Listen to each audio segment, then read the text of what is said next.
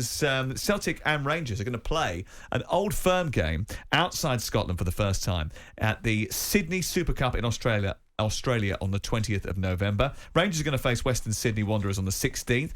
4 days later, they're going to face Celtic. Both matches will be staged at the 83,500 capacity stadium, in the Accor Stadium. Rangers Commercial Marketing Director James Bisgrove told Rangers TV the tournament will benefit the club to the same level as an entire season in the SPFL Premiership. How concerning is that for Scottish football that 2 games on tour? So these are part Australia, of these are a part of the fixture list in the middle of a season. I don't think this is part of the fixture list. I think it's a completely different tournament. It just shows you how much they're underselling their own product. If that's the revenue that they get from a one-off game in Australia. In the middle of a World Cup as well, because this is going to take place obviously while the World Cup's going on, so that just before the World Cup actually starts and gets into full swing. So they're not even going to have their World Cup players available. It's incredible, but of course it's all about money, isn't it? And survival and finding clever ways for them to be able to compete on the European stage. Of course, that they will have a Champions League team now, as we talked about earlier, but nonetheless, if they're going to attract top players, they have to have the revenue sources, and it simply isn't there at the moment. Now, once you've seen this with Celtic and Rangers, does the old 39th game thing start coming up again? Possibly, although I think we've seen the difference that fan power can make when it came to the fall of the Super League, despite the fact that Boris Johnson will try and claim that government intervention was at the heart of that collapse. I think the protest from the fans outside Stamford Do we Bridge need it, though, financially? And Anfield played a bigger part. Do we need it financially? I'm not sure that the Premier League does. It doesn't need it, does it? But what we know about football clubs is they're greedy, and you don't want an elongated league system just for the sake of a 39th game. No, we're on our knees financially. Champions League group stage, that's now gone up to 10 games. So if you're increasing the number of games in the Premier League, you're only going to increase the congestion in the calendar. I think what we will see once we're fully out of the COVID times, and we do seem to be nearing that point, I'd say, touching wood in front of me, I think we will see a return to clubs travelling to all corners of the globe in pre-season. We didn't obviously see that in the last pre-season, but you mentioned the capacity there, 83,500. I think that'll be pretty near to full, because what I do know about Rangers and Celtic is that they do have huge fan bases all around the world. These are 2 massive football clubs, and there is the Australian connection, isn't there, with Ange Postecoglou, the Celtic manager. He's described it as a special homecoming, and Rangers have got a couple of ex-Australian internationals as well. Some you know quite well. Yeah, I had a few beers with them, shall we say, during the England-Scotland game with the Euros.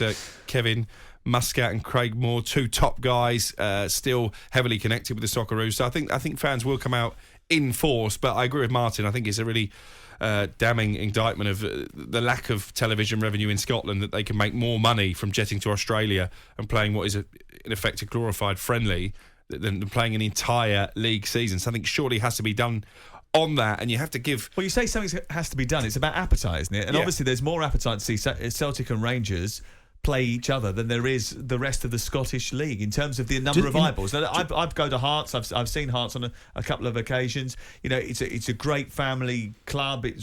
Was run by Anne Budge, did a brilliant job getting it back into local ownership, and obviously they've got a core fan base. But the numbers that go to Scottish football on a weekly basis isn't enough to sustain it to the tune of this sort of level of investment, which they can get if they go elsewhere.